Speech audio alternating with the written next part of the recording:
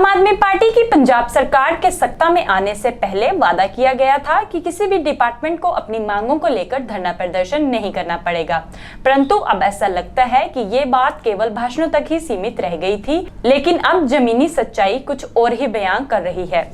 आज पटवार यूनियन की ओर से मलकपुर मुख्य कार्यालय के बाहर धरना दिया गया और पंजाब सरकार के खिलाफ जमकर नारेबाजी की गई। पटवारियों द्वारा अपना सारा काम बंद रखा गया, जिसकी वजह से काम करवाने आए लोगों का कोई भी काम नहीं हुआ और उन्हें खाली हाथ घर लौटना पड़ा। पंजाब सरकार मुर्दाबाद,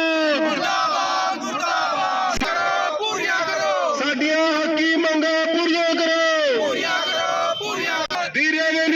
पटवार यूनियन जिंदाबाद, पटवार यूनियन जिंदाबाद। विशेषण दो सरकार मुर्दाबाद, पंजाब सरकार मुर्दाबाद, साडियां हकी मंगा पूरियां करो। मेरा नाम मुशर्रफुद्दीन है, मैं पिंड कीड़ी खुर्द तो हाँ। सानू पटवारी साडा जिहड़ा मतलब कि जे असीं पटवारी को साइन कराउण जाइए बार बार गेड़े लाने पैंदे, वो हड़तालां दे बार बार खज्जल होना पैंदा। इत्थों लगभग सानू 15-18 किलोमीटर कचहरी पैंदी आ। उत्थों जाके कहंदे वो कचहरी बैठे आ धरने दे, इत्थे आइए इत्थे नहीं मिलदे, उत्थे जाइए उत्थे नहीं मिलदे। हुण असीं की करिए दस्सो? जो मंगां हैगियां इन्हां नूं सरकार दे ते साडे भी काम होण ते भी मौके ते सानू मिलण ते साडा भी। अनिल कुमार कानूगो, प्रधान एसोसीएशन कानूगो पठानकोट। सर तुसीं जिहड़ी गल कीती कि सरकार दे आउण दे उत्ते बहुत सारे वधिया सानू जिहड़े सपने दिखाए, और जदों मैनूं याद है कि भगवंत मान जी ने जदों सौं चुकी उदों उन्हां एक पैन फड़ के ते ये गल बड़े फखर नाल कही सी कि ये हरा पैन मैनूं जनता ने दिता ते ये मैं जिहड़ा हरा पैन है लोकां नूं रोज़गार देण वास्ते वरतांगा। पर तुसीं देख रहे हो कि अज ये धरना लग्या होया, क्यों लग्या होया? क्योंकि 1056 ਜਿਹੜੀਆਂ पोस्टां पटवारी ਦੀਆਂ ਉਹ ਕੱਟ ਦਿੱਤੀਆਂ ਗਈਆਂ ਨੇ, ਜਿੱਥੇ ਅੱਜ देश ने 75ਵਾਂ ਜਿਹੜਾ आज़ादी ਦਾ ਵਰ੍ਹੇਗੰਢ ਮਨਾਈ ਹੈ। देश ਦੀ आज़ादी ਦੇ ਸਮੇਂ देश ਦੀ ਜਿਹੜੀ ਆਬਾਦੀ ਸੀ ਉਹ ਕਿਤੇ ਘੱਟ ਸੀ। ਅੱਜ देश ਦੀ ਆਬਾਦੀ ਜਿਹੜੀ ਆ ਉਹ 135 ਕਰੋੜ ਦੇ ਕਰੀਬ ਹੋ ਗਈ ਹੈ। ਕਿੰਨਾ ਮਾਰਜਨ ਵਧਿਆ ਕੰਮਾਂ ਦਾ। ਪਰ ਸਰਕਾਰ, ਇਹੀ ਸਰਕਾਰ ਦੀ ਗੱਲ ਨਹੀਂ ਮੈਂ ਕਰ ਰਿਹਾ, ਪਿਛਲੀਆਂ ਸਰਕਾਰਾਂ ਨੇ ਵੀ ਇਹੀ ਪਾਲਿਸੀ ਰੱਖੀ ਹੈ ਕਿ ਮੁਲਾਜ਼ਮਾਂ ਨੂੰ ਜਿਹੜਾ ਉਹ ਖਤਮ ਕੀਤਾ ਜਾਵੇ, ਮੁਲਾਜ਼ਮਾਂ ਦੀ ਜਿਹੜੀ ਪੋਸਟਾਂ ਖਤਮ ਕੀਤੀਆਂ ਜਾਣ ਅਤੇ ਲੋਕਾਂ ਦੀ ਜਿਹੜੀ ਹੈ ਤੇ ਮੁਲਾਜ਼ਮਾਂ ਦੇ ਵਿੱਚ ਇੱਕ ਇੱਦਾਂ ਦਾ ਵਿਚਾਰ ਪੈਦਾ ਕਰ ਦਿੱਤਾ ਜਾਵੇ, ਇੱਦਾਂ ਦਾ ਟਕਰਾਅ ਪੈਦਾ ਕਰ ਦਿੱਤਾ ਜਾਵੇ ਕਿ ਲੋਕ ਤੇ ਮੁਲਾਜ਼ਮ ਜਿਹੜੇ ਆਪਸ ਵਿੱਚ ਲੜਦੇ ਰਹਿਣ ਅਤੇ ਜਿਹੜੇ ਇਹ ਨੇਤਾ ਲੋਕ ਨੇ, ਇਹ ਲੀਡਰ ਲੋਕ ਨੇ, ਇਹਨਾਂ ਦੇ ਪਾਸੇ ਉਹਨਾਂ ਦੀਆਂ ਜਿਹੜੀਆਂ ਗਲਤ ਨੀਤੀਆਂ ਨੇ ਉਹਨਾਂ ਦੇ ਪਾਸੇ ਉਹਨਾਂ ਦਾ ਧਿਆਨ ਨਾ ਜਾਵੇ। ਇਹ ਜਿਹੜੀ ਸਰਕਾਰ ਨੇ ਬਿਲਕੁਲ ਹੀ ਆਉਂਦੇ ਹੀ ਜਿਹੜੇ ਕੰਮ ਸ਼ੁਰੂ ਕੀਤੇ ਨੇ, ਇਹ ਕਿਸੇ ਵੀ ਸਰਕਾਰ ਨੇ ਅੱਜ ਤੋਂ ਪਹਿਲਾਂ ਇੱਦਾਂ ਦਾ ਕੋਈ ਕੰਮ ਨਹੀਂ ਕੀਤਾ।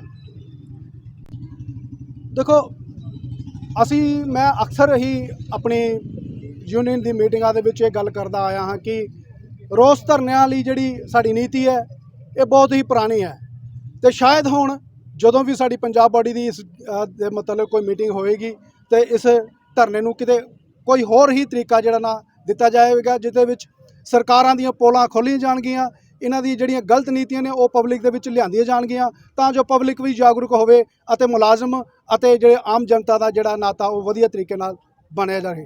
ਸਭ ਤੋਂ ਪਹਿਲਾਂ ਤਾਂ ਜਿਹੜੀਆਂ ਪਟਵਾਰੀਆਂ ਦੀਆਂ 1056 ਪੋਸਟਾਂ ਇਸ ਸਰਕਾਰ ਨੇ ਖਤਮ ਕੀਤੀਆਂ, ਉਹਦੇ ਵਿਰੋਧ ਦੇ ਵਿੱਚ ਸਾਡਾ ਰੋਸ ਹੈ। ਤੇ ਬਾਕੀ ਜਿਹੜੀਆਂ ਕੁਝ ਹੱਕੀ ਮੰਗਾਂ ਨੇ, ਜੇ ਤੁਸੀਂ 1056 ਪੋਸਟਾਂ ਖਤਮ ਕੀਤੀਆਂ ਤਾਂ ਉਹਦੇ ਵਿੱਚ ਪੰਜਾਬ ਸਰਕਾਰ ਨੂੰ ਕਿੰਨਾ ਕੁ ਪੈਸਾ ਬਚ ਜਾਏਗਾ? ਬੜੀ ਹੱਦ 50 ਕਰੋੜ ਰੁਪਏ ਅਗਰ ਇੱਕ ਪਟਵਾਰੀ ਦੀ 40,000 ਤਨਖਾਹ ਹੈ ਤੇ 1056 ਪਟਵਾਰੀਆਂ ਦੇ 50 ਕਰੋੜ ਰੁਪਏ ਸਾਲ ਦਾ ਪੇਮੈਂਟ ਦੇ ਦੇਗੀ ਵੱਧ ਤੋਂ ਵੱਧ ਗੌਰਮੈਂਟ। ਤੇ ਉਹ ਜਿਹੜੇ 1056 ਬੱਚੇ ਹੋਣਗੇ ਜਿਹੜੇ ਉੱਥੇ ਪਟਵਾਰੀ ਲੱਗਣਗੇ, ਉਹ ਬਾਹਰ ਜਾਣ ਦੀ ਤਾਂ ਨਹੀਂ ਸੋਚਣਗੇ ਨਾ। ਰੋਜ਼ਗਾਰ ਦੇਣ ਦੇ ਮੁੱਦੇ ਤੇ ਹੀ ਤਾਂ ਸਰਕਾਰ ਆਈ ਸੀ। ਹੁਣ ਦੇਖੋ ਸਾਹਮਣੇ ਪੋਸਟਰ ਲੱਗਿਆ, ਕਿਸਾਨ ਪੱਖੀ ਸਕੀਮਾਂ 11,560 ਕਰੋੜ ਰੁਪਇਆ।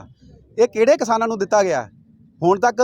ਕੋਈ ਇਹ ਦੱਸ ਸਕਦਾ ਮੰਤਰੀ, ਕੋਈ ਸੰਤਰੀ, ਕੋਈ ਵਿੱਤ ਮੰਤਰੀ ਕਿ ਇਹ ਕਿਹੜੇ ਕਿਸਾਨਾਂ ਨੂੰ ਜਿਹੜਾ ਪੋਸਟਰ ਲੱਗੇ ਹੋਏ ਨੇ 11,560 ਕਰੋੜ ਦੀਆਂ ਸਕੀਮਾਂ ਕਿਹੜੇ ਸਰਕਾਰ ਨੂੰ, ਕਿਹੜੇ ਕਿਸਾਨਾਂ ਨੂੰ ਦਿੱਤਾ? ਤੁਸੀਂ ਨਾ ਤੁਸੀਂ MSP ਦਿੱਤੀ ਮੂੰਗੀ ਦੇ ਉੱਤੇ, ਨਾ ਹੀ ਕੋਈ ਸਿੱਧੀ ਬਿਜਾਈ ਵਾਲਿਆਂ ਨੂੰ ਕੁਝ ਦਿੱਤਾ।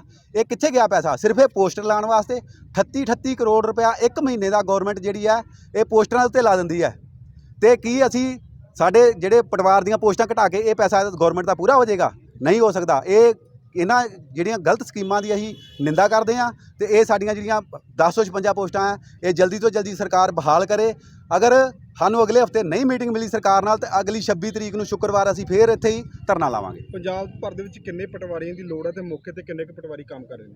ਕੁੱਲ ਪੰਜਾਬ ਦੇ ਵਿੱਚ 4716 ਪੋਸਟਾਂ ਸੀ ਜਿਹਦੇ ਵਿੱਚੋਂ 1056 ਇਸ ਸਰਕਾਰ ਨੇ ਖਤਮ ਕਰ ਦਿੱਤੀਆਂ। ਉਸ 3660 ਗਵਰਨਮੈਂਟ ਕਹਿ ਰਹੀ ਹੈ ਕਿ ਅਸੀਂ ਰੱਖਣੇ ਆ, ਉਹਨਾਂ ਦੇ ਵਿੱਚੋਂ ਵੀ 1725 ਜਾਂ 26 ਪਟਵਾਰੀ ਜਿਹੜੇ ਇਸ ਟਾਈਮ ਤੇ ਮੌਕੇ ਤੇ ਕੰਮ ਕਰ ਰਹੇ ਆ ਤੇ ਗਵਰਨਮੈਂਟਾਂ ਨੇ ਪਿਛਲੀਆਂ ਗਵਰਨਮੈਂਟਾਂ ਨੇ ਭਰਤੀ ਨਹੀਂ ਕੀਤੀ ਤੇ ਉਹਨਾਂ ਗਵਰਨਮੈਂਟਾਂ ਨੂੰ ਜਨਤਾ ਨੇ ਨਕਾਰਤਾ। ਤੇ ਜੇ ਇਹ ਗਵਰਨਮੈਂਟ ਪੋਸਟਾਂ ਖਤਮ ਕਰੇਗੀ ਜਾਂ ਭਰਤੀ ਨਹੀਂ ਕਰੇਗੀ ਤੇ ਕੋਈ ਜ਼ਿਆਦਾ ਦਿਨ ਦੂਰ ਨਹੀਂ ਆ, 2024 ਦੇ ਵਿੱਚ ਜਾਂ 2027 ਦੇ ਵਿੱਚ ਇਸ ਗਵਰਨਮੈਂਟ ਨੂੰ ਵੀ ਜਿਹੜਾ ਸ਼ੀਸ਼ਾ ਉਹ ਦਿਖਾ ਦਿੱਤਾ ਜਾਏਗਾ। ਜਿਵੇਂ ਕਿ ਤੁਸੀਂ ਪਤਾ ਬਿਲਕੁਲ ਜੀ, ਤੁਸੀਂ ਕਿਸੇ ਵੀ ਦਫ਼ਤਰ ਦੇ ਵਿੱਚ ਚਲ ਜਾਓ, ਤਹਿਸੀਲਾਂ ਜ਼ਿਲ੍ਹੇ ਜਿਹੜੇ ਆ 12 ਤੋਂ 23 ਹੋ ਗਏ, ਤਹਿਸੀਲਾਂ 62 ਤੋਂ 96 ਹੋ ਗਈਆਂ, 96 97 ਤਹਿਸੀਲਾਂ ਬਣ ਗਈਆਂ ਅੱਜ ਦੀ ਡੇਟ ਦੇ ਵਿੱਚ। ਹਰ ਇੱਕ ਜਗ੍ਹਾ ਤੇ ਅਫਸਰ ਵਧੇ ਨੇ, ਐਸਡੀਐਮ ਸਾਹਿਬ ਵਧੇ ਨੇ, ਤਹਿਸੀਲਦਾਰ ਸਾਹਿਬ ਵਧੇ ਨੇ ਤੇ ਦਰਜਾ 4 ਦੀਆਂ ਪੋਸਟਾਂ 66 ਤੋਂ ਬਾਅਦ ਮੈਨੂੰ ਸਰਕਾਰ ਦੱਸ ਦੇਵੇ ਕਿ ਕਦੋਂ ਵਧਾਈਆਂ ਨੇ।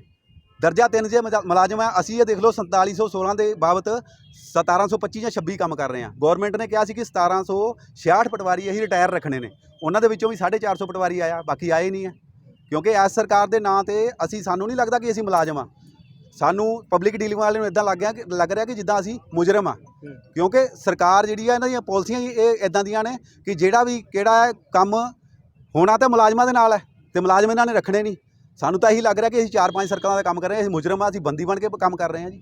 4-5 ਸਰਕਲ ਤਨਖਾਹਾਂ ਤਾਂ ਜੀ ਜਿਹੜੇ ਵਿੱਤ ਮੰਤਰੀ ਸਾਹਿਬ ਸੀਗੇ ਪਿਛਲੇ ਮਨਪ੍ਰੀਤ ਬਾਦਲ ਜੀ, ਉਹਨਾਂ ਨੂੰ ਜਨਤਾ ਨੇ ਐਤਕੀ 65,000 ਵੋਟ ਦੇ ਨਾਲ ਹਰਾਇਆ ਤੇ ਤਨਖਾਹਾਂ ਉਹਨਾਂ ਦਾ ਡੀਏ ਫਰੀਜ਼ ਕੀਤਾ ਹੋਇਆ। ਅੱਜ ਤੱਕ ਕਿਸੇ ਸਰਕਾਰ ਨੇ ਨਹੀਂ ਪੁੱਛਿਆ ਮੁਲਾਜ਼ਮ ਨੂੰ ਕਿ ਤੁਹਾਡਾ ਡੀਏ ਕਿੱਥੇ ਹੈ, ਨਾ ਉਹਨਾਂ ਨੇ ਪੇ ਕਮਿਸ਼ਨ 'ਤੇ ਕੁਝ ਦਿੱਤਾ ਤੇ ਨਾ ਹੀ ਉਹਨਾਂ ਨੇ ਡੀਏ ਇਹੋ ਜਿਹਾ ਫਰੀਜ਼ ਕੀਤਾ ਕਿ ਆਹ ਸਰਕਾਰ ਵੀ ਉਹਨੂੰ ਲਾਗੂ ਕਰਨ ਲਈ ਹੁਣ ਚੀਮਾ ਜੀ ਨੇ ਤੇ ਮੈਂ ਚੀਮਾ ਜੀ ਨੂੰ ਪੁੱਛਣਾ ਚਾਹੁੰਦਾ ਕਿ ਜਿਹੜਾ ਫਰੀਜ਼ ਕੀਤਾ ਹੋਇਆ ਡੀਏ ਹੈ ਆਪਣਾ ਮੁਲਾਜ਼ਮਾਂ ਦਾ, ਇਹ ਮਹਿੰਗਾਈ ਨਹੀਂ ਵੱਧ ਰਹੀ, ਸਾਨੂੰ ਡੀਏ ਅਥਰਾਈਜ਼ ਨਹੀਂ ਹੈ ਤੇ ਅੱਜ ਦੀ ਡੇਟ ਦੇ ਵਿੱਚ 99 ਪਟਵਾਰੀ ਇੱਥੇ ਚਾਹੀਦੇ ਨੇ ਪਠਾਨਕੋਟ ਡਿਸਟ੍ਰਿਕਟ ਦੇ ਵਿੱਚ ਤੇ ਅਸੀਂ 24 ਪੱਕੇ ਪਟਵਾਰੀ ਆ ਤੇ ਜਿਹੜੇ ਰਿਟਾਇਰ ਆਣੇ ਸੀ 36 ਉਹਦੇ ਬਦਲੇ 9 ਪਟਵਾਰੀ ਆਏ ਨੇ ਸਾਡੇ ਕੋਲ, ਉਹ 9 ਕੰਮ ਕਰ ਰਹੇ ਆ।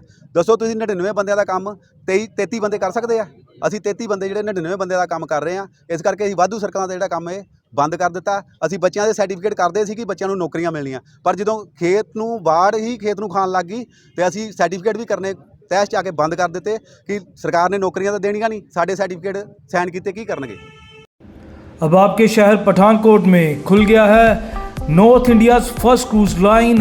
नॉर्थ इंडिया का सबसे पहला और एकमात्र क्रूज शिप इंडस्ट्री से जुड़ा training institute with 100% placement, PCSTI institute of hotel and cruise management Pathankot. Now get 20% discount on courses with limited seats.